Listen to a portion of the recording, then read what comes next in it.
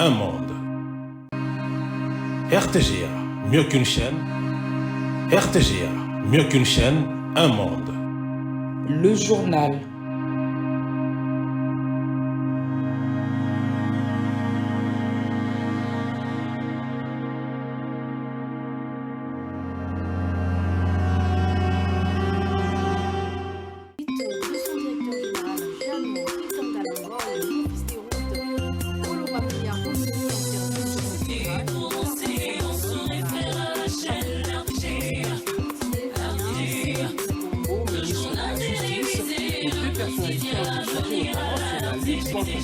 Et l'organisation d'une conférence l'année prochaine sur la crise dans l'Est de la RDC et de la justice.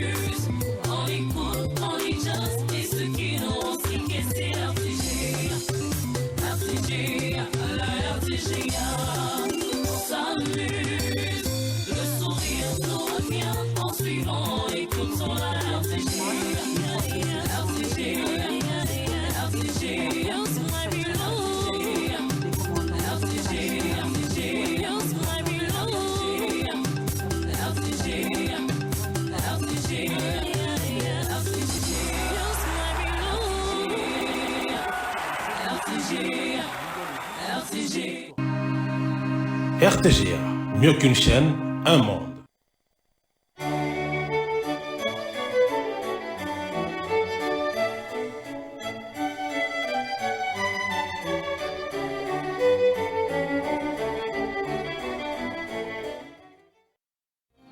Ce journal vous est offert par Tango Protection.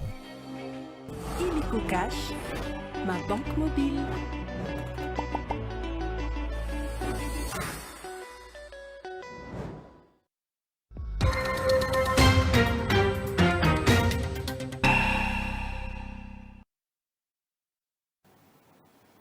Vous nous captez en direct depuis Kinshasa. Merci de nous rejoindre sur le bouquet 365 Canal+, pour cette grande édition du journal. Voici sans plus tarder les sommaires. Budget 2025 jugé recevable après débat en plénière à la Chambre basse du Parlement. Il est soumis à la commission ECOFIN pour enrichissement avant son adoption. Estimé à 18 milliards, l'accroissement de crédit d'investissement connaît un accroissement supérieur à 18,2% par rapport au budget précédent. Et puis, la RDC remporte la présidence de la conférence des juridictions constitutionnelles africaines à l'issue des travaux du 7e congrès des assises du Zimbabwe qui ont connu la présence du président de la Cour constitutionnelle Dieudonné Kamuleta. Le pays accueillera le prochain rendez-vous en 2026.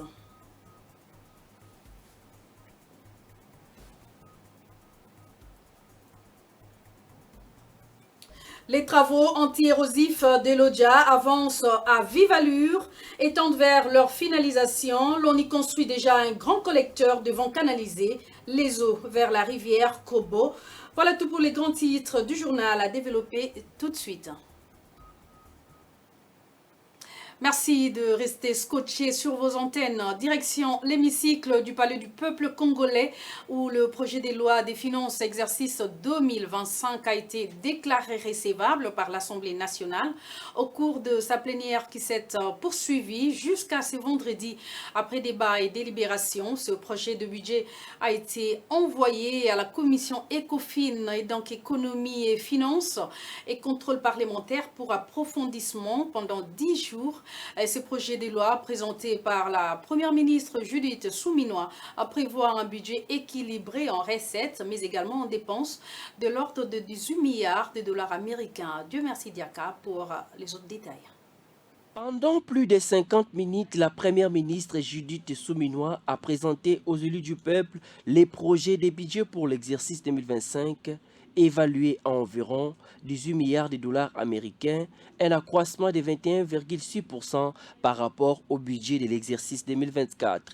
La chef de l'exécutif national l'a fait savoir qu'une attention particulière a été accordée aux investissements dans les provinces. Ce projet de loi de finances pour l'exercice 2025, soumis à l'examen et au vote de la représentation nationale, contient un budget présenté en équilibre, en recettes et en dépenses, à hauteur de 49 846,8 milliards de francs congolais, soit un accroissement de 21,6% par rapport au budget de l'exercice 2024, chiffré à 40 986 milliards de francs congolais.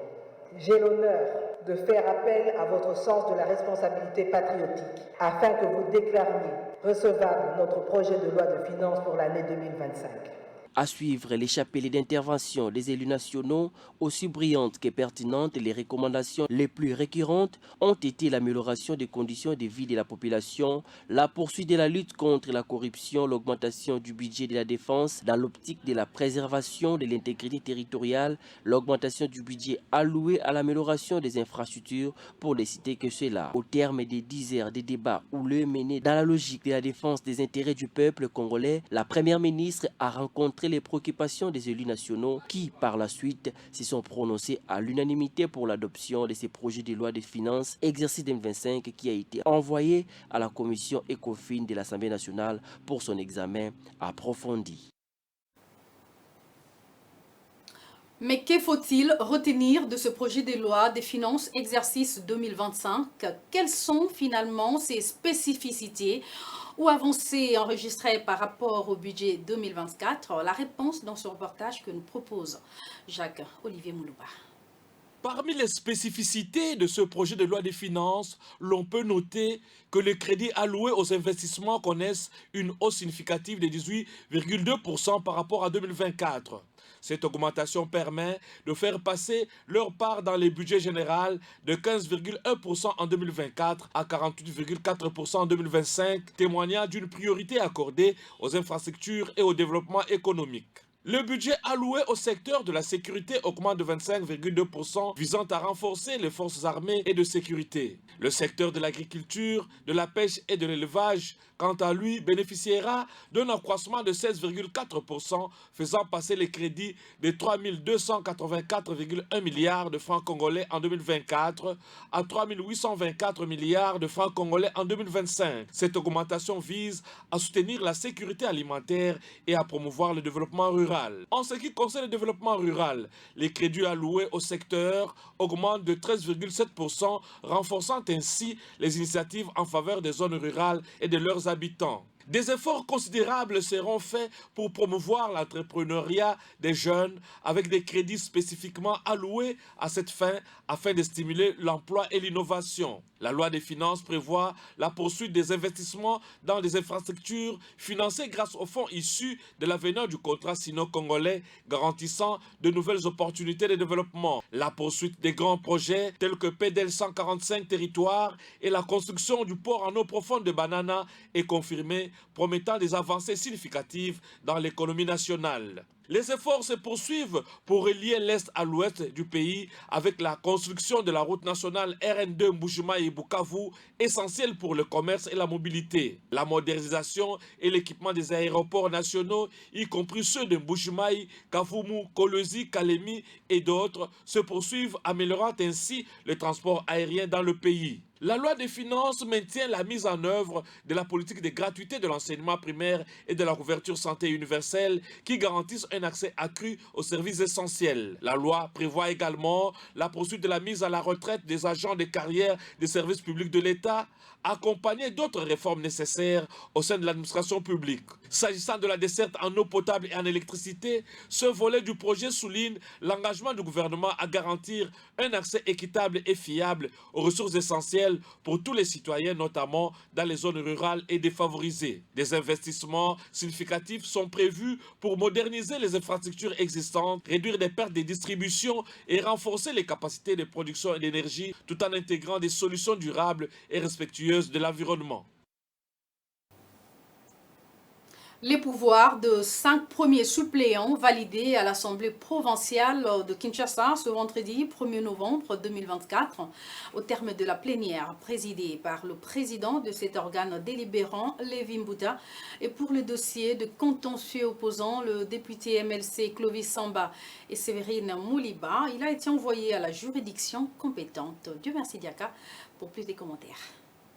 À l'Assemblée provinciale de Kinshasa, les députés ont validé ce vendredi 1er novembre 2024 les mandats des 5 suppléants des députés provinciaux ayant opté pour d'autres fonctions. Voici les 5 suppléants qui sont validés aujourd'hui. Le 6e est absent, nous connaissons son cas. Par voie de conséquence, je le proclame député provinciaux de la ville-province de Kinshasa et cela sous conservation. Parmi ces suppléants figure notamment Antoine Kitobo qui va désormais siéger à la place de Jésus Noël Cheke, devenu ministre provincial. Bien avant, la commission PAJ a présenté de manière succincte les rapports sur la vérification des dossiers des premiers suppléants en vue de la validation de leur mandat. Nous avons M. Ali Bacha Ahmed. Nous avons M. Ekonzo Koyongo Papi. Nous avons M. Kadima Nkashama Alphonse. Nous avons M. Kiboko Mungoudi Antoine. Nous avons M. Fariala Bomani Gloire. Et enfin, le 6e, M. Titengi Kabouya Thierry. Merci. A noter qu'en ce qui concerne les dossiers des contentieux opposant Clovis Samba, élu du MLC, dans la circonscription électorale de Nantélé et Séverine Mouliba de l'ACP, a été envoyé à la juridiction compétente. Dans ce dossier, le Conseil d'État avait déjà tranché en faveur de Séverine Mouliba. Mais la plénière a estimé que cette démarche a été entachée d'irrégularité. Dans l'actualité sécuritaire, les opérations conjointes FARDC-UPDF dénommées Soudia, engagées dans les territoires d'Irumu et Mambasa, produisent déjà des effets positifs sur le terrain. L'armée a réussi à libérer 118 civils d'entre les mains des rebelles terroristes ADF. Et parmi les otages libérés figurent notamment des femmes et des enfants. Et tout en félicitant ces opérations menées par l'armée, le coordonnateur de la Convention pour le respect des droits humains dans le territoire d'Irumu, Christophe Mounianderou, réitère sa ferme détermination d'accompagner les vaillants militaires jusqu'au bout. Jolie Sekouye Palmer et notre correspondant sur place. Au total, 118 civils de 4 enfants, les hommes et les femmes, otages de rebelles ADF, sont désormais libres. C'est là grâce aux opérations conjointes FARDC-UPDF dans les territoires d'Irumu à Provence de l'Itourie. Nouvelle rapportée par les bureaux de la société civile d'Irumu, c'est jeudi 31 octobre 2024. La coordination territoriale de la société civile d'Irumu se félicite et encourage le militaire FARDC-UPDF à continuer à barrer la route à ce rebelle ADF et de tisser la relation entre le militaire et la population. Aujourd'hui, nous venons de voir les bons travaux, les bons résultats que l'armée FARDC-UPDF fait. Il y a les hommes mal stationnés surtout dans notre pays parce qu'on est en train de voir ce que l'armée est en train de faire sur le terrain.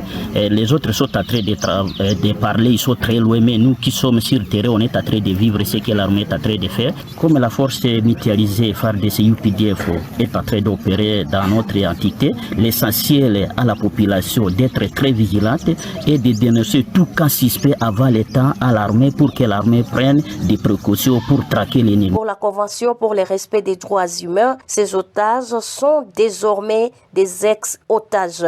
En félicitant les opérations conjointes FARDC-UPDF qui doivent aller jusqu'au bout. Et c'est un joli exploit que nous sommes en train de féliciter, voir ces opérations libérer nos populations civiles. Et le message que nous lançons, c'est aux militaires, nous les encourageons, nous disons un grand merci, félicitations. Et les patrouilles de combat, aller vers l'ennemi afin que ce dernier puisse être neutralisé. La prise en otage est fréquente à travers la province de l'Ituri, une pratique courante pour les rebelles ougandais et leurs alliés ADF opéra à la fois à Ituri et au Nord Kivu. L'on compte plus de 3 mois déjà depuis que les élèves des écoles de Matembe, nous sommes dans le Nord Kivu, n'étudient pas à cause de l'insécurité qui bat son plein dans ce coin du pays. Avec la présence de M23 et la société civile locale qui lance un cri d'alarme face à cette situation, demande au gouvernement congolais de s'investir à fond pour mettre hors d'état de nuire ces rebelles qui occupent ce coin du pays. Suivez à ce sujet Dadi Saleh, membre de la société civile du Nord Kivu. Ça fait plus de 3 mois que les élèves effectivement ne vont pas à l'école, à certaines écoles. Et exactement, ce n'est pas seulement là, c'est une situation non seulement par rapport aux grèves qu'on a eues dans toute la République démocratique du Congo, la situation est un peu plus triste parce que ce sont des aspects sécuritaires exactement qui font en sorte qu'il y a beaucoup de déplacés et qu'il y a des écoles qui ne peuvent pas ouvrir par rapport à tout cela. Ça se passe aussi pour l'instant vers le Walikale parce qu'effectivement quand on se déplace, et les enseignants et tout le monde qui se déplace, ça se passe dans les Lubero ou beaucoup dans Béni Territoire, dans les Sud Kivu et un peu partout en Ituri. C'est ça la situation depuis plus de 20 ans. Donc la question c'est la conscience collective exactement de la République démocratique du Congo pour comprendre que là nous sommes en train d'hypothéquer la vie et l'avenir de toute la République démocratique du Congo. Beaucoup de nos enfants n'étudient pas et quand bien même ils arrivent à étudier, c'est dans des conditions terribles. La maman a été tuée, le papa, il n'y a pas d'argent, etc. Mais il faut qu'on puisse finir cette guerre pour avoir une situation durable et pas de petites solutions où 2, 3, 5 de ces 1000 enfants peut aller à l'école à cause des ONG, etc.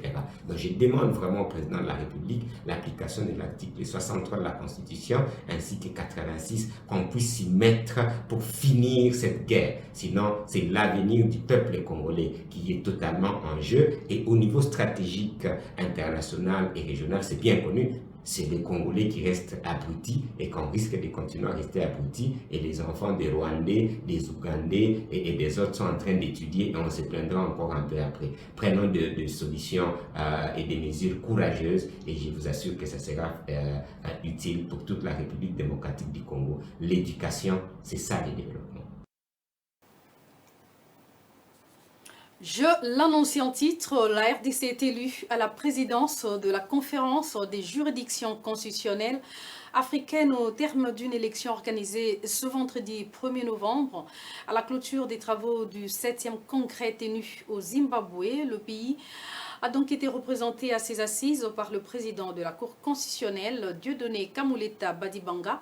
Et par ailleurs, la RDC va organiser le 9e congrès de la conférence des juridictions constitutionnelles africaines en 2026. Reportage. Les travaux du 7e congrès de la conférence des juridictions constitutionnelles africaines tenus à Victoria Falls, au Zimbabwe, ont pris fin ce vendredi 1er novembre 2024 par la tenue de la 7e Assemblée générale de cette organisation juridiction internationale qu'a présidé les sortants Mohamed Amin, le président de la Cour constitutionnelle du Royaume du Maroc. Au cours de ces assises, la République démocratique du Congo, à travers le président de sa Cour constitutionnelle, Dieudonné Kamuleta Badibanga, a été élu à la présidence de la conférence des juridictions constitutionnelles africaines. Le pays de Félix-Antoine Tshisekedi Tshilombo sera ainsi hôte du 8e congrès de cette organisation en 2026. Une élection à l'unanimité très saluée par les chefs de toutes les juridictions constitutionnelles d'Afrique. Un pari gagné pour Dieudonné Kamuleta Badibanga qui s'est investi dans les rayonnements de la haute juridiction de son pays à travers le monde. C'est une satisfaction nationale. Vous l'avez entendu, je l'ai dit, c'est grâce à cette volonté politique affichée qui est reconnue par plusieurs pays ici, vous l'avez entendu. Et son Excellence, Monsieur Félix-Antoine Tshisekedi Tshilombo, n'a pas une politique de double face.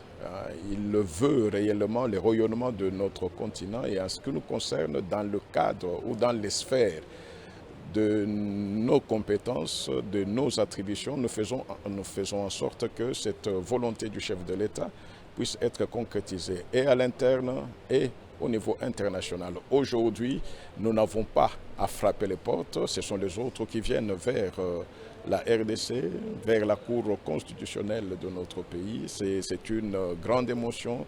Signalons que la 7e Assemblée générale de cette organisation a été précédée de la 3e étape des travaux en panel marquée par l'adresse du président de la Cour constitutionnelle Dieudonné Kambouleta qui a exposé sur la dignité humaine comme source d'interprétation constitutionnelle. Sachez aussi que le ministère de la Santé publique, Hygiène et Prévoyance sociale a célébré à Kassangoulou, en province du Congo central, le lancement officiel de l'introduction du vaccin contre le paludisme en République démocratique du Congo. Et la cérémonie s'est déroulée en présence de plusieurs représentants de structures de santé, notamment l'OMS, l'UNICEF et Gassi. Suivez. Cet événement marque un moment historique pour la République démocratique du Congo dans la lutte contre le paludisme. Les représentants du ministère de la Santé publique et des partenaires internationaux ont célébré le lancement officiel de l'introduction du vaccin contre le paludisme dans le programme élargi de vaccination en République démocratique du Congo. Une démarche soutenue par l'Organisation mondiale de la santé, l'UNICEF, Gavi et d'autres organisations. Occasion pour le représentant de l'OMS en RDC de souligner l'importance de cette initiative pour le Congo démocratique, l'un des pays les plus touchés par le paludisme au monde. L'introduction de ce vaccin est le couronnement de nombreuses années de recherche, de collaboration et de détermination. Elle représente un espoir renouvelé pour nos communautés, en particulier pour les enfants et les populations vulnérables qui souffrent le plus de cette maladie. Ensemble, nous avons franchi une étape cruciale dans notre combat contre le paludisme. Et nous devons continuer à travailler ensemble pour assurer un déploiement efficace et une sensibilisation adéquate. Le paludisme représente un défi majeur de santé publique en Afrique, touchant près de 90 pays et exposant environ 3 milliards de personnes au risque de contamination. Chaque année, près de 500 000 enfants meurent du paludisme avec un impact économique qui dépasse les 12 milliards de dollars en pertes annuelles. La République démocratique du Congo, avec le soutien de Gavi, a déjà mobilisé près de 9,5 millions de doses de vaccins pour la période 2024-2025, soulignant l'engagement continu des partenaires pour étendre cette initiative à l'ensemble des 26 provinces du pays. Il ressort par ailleurs que le cancer du sein est l'une des maladies dangereuses qui affecte beaucoup plus les femmes. Hormis ce fait, il peut être également évité selon les spécialistes en la matière. En RDC, le cancer du sein affecte 13% de la population et les femmes principales victimes sont les plus touchées par cette pathologie qualifiée de silencieuse, mais elles ne fournissent pas malheureusement d'efforts de consultation auprès de médecins pour précaution. Un appel pour le dépistage volontaire du cancer du sein est donc lancé. Il leur est demandé par les spécialistes d'éviter les conséquences dévastatrices de cette maladie. Dieu merci Diaka, nous en parle. À Kinshasa, capitale de la République démocratique du Congo, le constat est inquiétant. Plusieurs femmes ont avoué de n'avoir pas consulté un médecin pour le dépistage du cancer du sein. Pourtant, cette maladie non transmissible affecte environ 13% de la population congolaise et en grande majorité les femmes de toutes les catégories sociales. Une réalité connue par les femmes, premières concernées, qui malheureusement ne fournissent pas assez d'efforts pour prévenir. Beaucoup ne consultent qu'après avoir développé les symptômes à niveau avancé de la maladie. Je sais que pour s'en prévenir, la femme doit prendre certaines dispositions. Elle doit se palper les seins de temps en temps. Il faut toujours palper les seins. Quand on palpe les seins, à ces moments-là, qu'on trouve il y a une masse, cette fois-ci, il faut aller d'abord voir un médecin. De mesures de précaution, par exemple, palper les seins, vérifier s'il n'y a pas de coulement, vérifie si on n'a pas de bubon. Mais comment reconnaître qu'on présente des symptômes de cancer du sein avant toute consultation? Docteur Gertrude Douillet, spécialiste en scénologie, a donné quelques éléments de réponse. Le premier signe ou les signes dont la plupart des gens vont se rendre compte, c'est une boule, une masse dans le sein. Le problème ici, j'aimerais attirer l'attention des gens pour dire que la boule, malheureusement, la boule du cancer de sein ne fait pas mal au début. D'où la plupart des femmes viendront négligemment, parce que ça fait pas mal, elles vont négliger, de sorte que peut-être 2 ans après, lorsque la boule commence à faire mal, c'est alors qu'elles viendront à l'hôpital. Lorsque la femme découvre une boule dans son sein, cette masse-là a fait minimum 8 ans. Mais la mammographie peut déjà détecter cette masse à la 6e année. Et donc, vous voyez que la mammographie a un grand avantage. Et je parle de mammographie numérique. Il faut aller faire le dépistage. C'est ce que nous recommandons. Durant le mois qualifié d'Octobre Rose par les acteurs engagés dans cette lutte, les femmes congolaises en général et quinoises en particulier ont été sensibilisées concernant les mesures préventives à prendre contre les cancers du sein. Et dans les restes de l'actualité, le gouvernement congolais vole à la rescousse des 40 familles sinistrées des pluies diluviennes qui s'étaient abattues en 2023 à Kinshasa, la capitale. Aziza Mounana, ministre des Affaires sociales et Action humanitaire, a apporté cette assistance du gouvernement composée de garanties locatives et autres biens pour permettre à ces sinistrés de trouver des foyers confortables où il fait beau vivre. Sous-équipe remarquée pour images et commentaires. Au total, 40 familles qui passaient la nuit à la Belle Étoile depuis décembre 2023 à cause des pluies diluviennes ont reçu ce qu'il fallait pour qu'elle quitte la rue. Avec le bourgmestre de Barumbu, les échanges de la ministre des Affaires sociales, Action humanitaire et solidarité nationale ont porté sur le supplice que la nature a imposé à ces Congolais. L'autorité municipale s'est émerveillée de la promptitude de la réponse de la ministre des Affaires sociales, Action humanitaire et solidarité nationale, Aziza Mounana, contactée la veille par le député élu de la Lukunga, Van Walesa. Une enveloppe pour la garantie locative, matelas, sémoule, ricelle et autres biens de première nécessité constitue le colis que chaque famille a reçu. Pour le bourgmestre Lomami Christophe, dès la remise de ce colis, les tentes de fortune devraient être démolies et les pensionnaires renvoyés pour se trouver un logis plus ou moins décent. Dans une adresse qui appelle à la responsabilité, la ministre Nathalie Aziza Mounana a réaffirmé l'engagement du gouvernement souminois à régler ces questions sociales et en droite ligne de la vision du président de la République, Félix-Antoine Tshisekedi, le peuple d'abord. Acte Oyo et la Kisayo que Papa Félix Tshisekedi Tshilombo ne t'a pas abandonné. Son gouvernement, Judith Tumina Suluka, est abandonné au Yangoyo, Nazali Bosso Nabino. Et aujourd'hui, fini ce que vous avez vécu avant. Maintenant, c'est une nouvelle vie qui commence. Je vous exhorte, Bolinga Mokonzi Nabiso, Papa Nabiso. Bolinga Mama Nabiso, Denise Nyakero Tshisekedi. Pona bango yango na komi awa. Boete ba mama. Le suivi psychosocial sera associé à ce don matériel et la ministre a insisté sur l'amour de la patrie qui doit caractériser tout citoyen, surtout ceux en détresse. Terminons par cette dernière nouvelle annoncée avec pompe au sommaire. Il s'agit de la lutte contre les érosions à Lodja dans la province de Sankourou qui se poursuit normalement et les travaux de réhabilitation et construction du grand collecteur des eaux vers la rivière Kobo au quartier Essence sont à leur étape de finissage. On fait le point avec André Ikoma. Rester longtemps dans un état impraticable.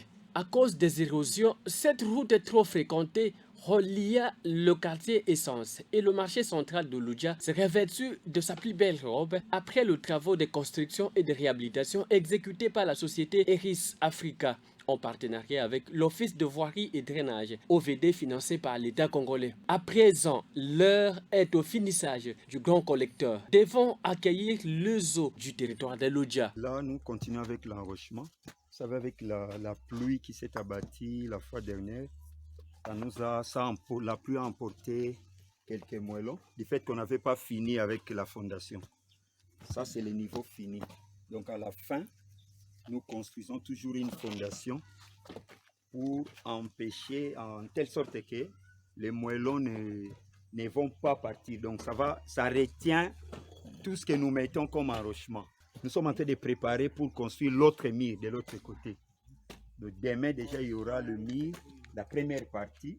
Donc les 5 premières assises seront déjà construites de l'autre côté demain.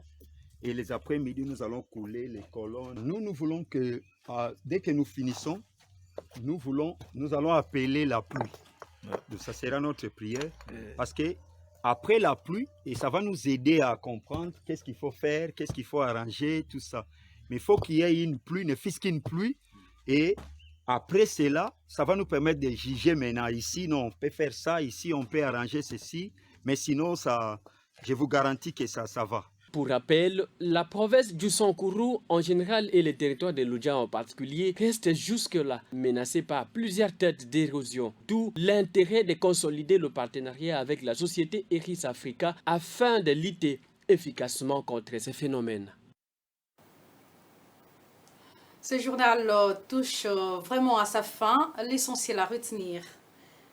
Le budget 2025 jugé recevable après débat en plénière à la Chambre basse du Parlement congolais.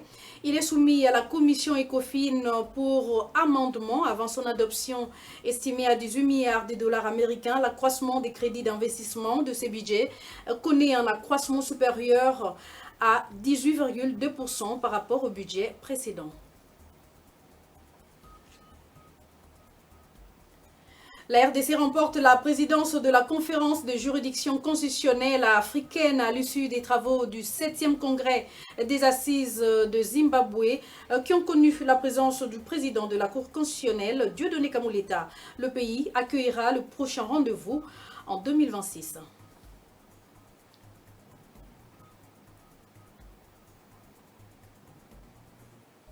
Enfin, les travaux anti-érosifs de l'Odja avancent à vive allure et tendent vers leur finalisation. L'on y construit un grand collecteur devant canaliser les eaux vers la rivière Kobo. C'était tout pour l'essentiel.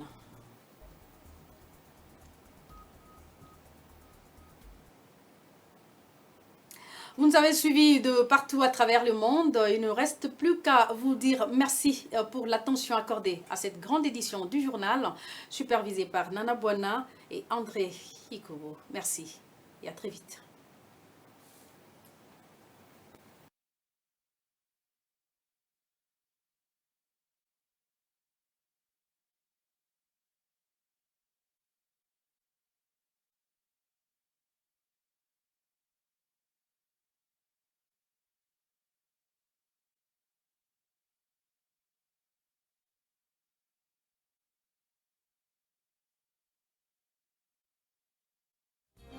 Ce journal vous a été offert par Tango Protection. Illico Cash, ma banque mobile.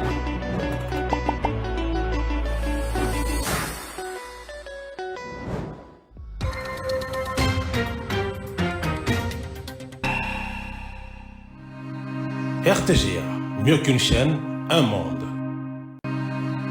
RTGA, mieux qu'une chaîne, un monde.